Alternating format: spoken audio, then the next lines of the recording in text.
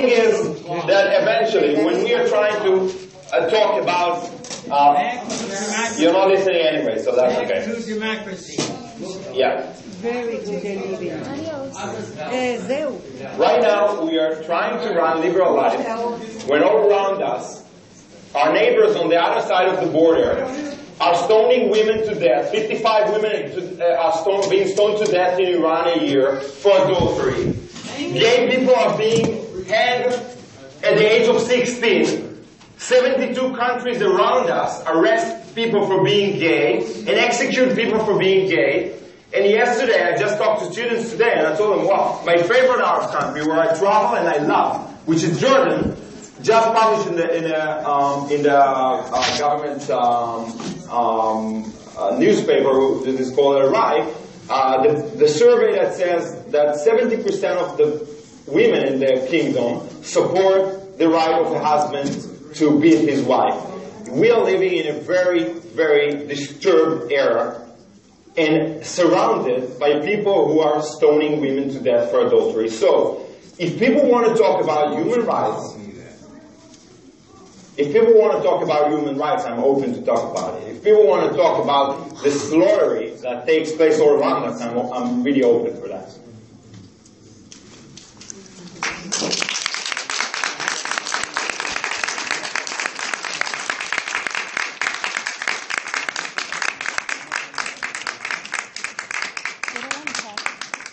The crazy thing is right now, in less than a year, more civilians had been slaughtered and murdered in chemical weapon and everything else in Syria, kids and everything, more than any of the military casualties in 60 years of war, endless wars. So, I don't know, it's when an obsession, I'm talking about everything. I'm talking about and the obsession against the homophobia, the anti-Semitism, everything around it is a psychotic thing, and whenever we are trying to create a dialogue about that, no one gives us a chance to create a dialogue about that.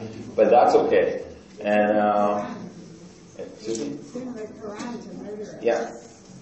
Oh, you can't, well. So, both sides.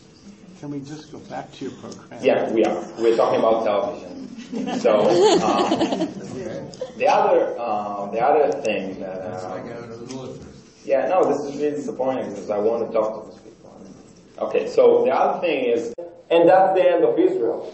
And on the other side, you know, I've been a reporter, a news reporter in Gaza Strip. At that time, well, Israel was present with settlements inside Gaza Strip. And then our government in 2005 decided to withdraw. And it was an important decision because we don't need to be occupiers. We don't want to be occupiers. It's just bad for us, for our souls. But then we went out. A moment later, the government, the chosen government, the elected government of the Palestinians, which was Fatah, secular national, was brought down in a revolution by fundamentalistic Hamas supporters that were doing an undemocratic revolution and started killing all over secular Palestinian, gay Palestinian, everything. And Gaza today is a huge terror organization. It's not a country, it's not a state. Israel is not present there. It's so, and then, well, you find yourself under missiles day by day. It's very depressing.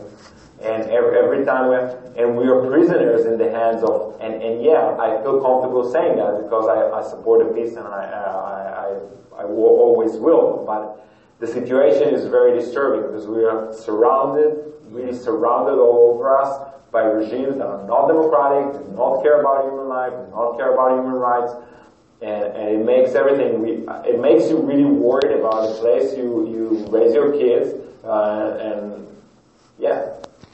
Sad situation. I'm wondering about the extent to which you're being a TV person and the literary person are in conflict, because I know that in literature,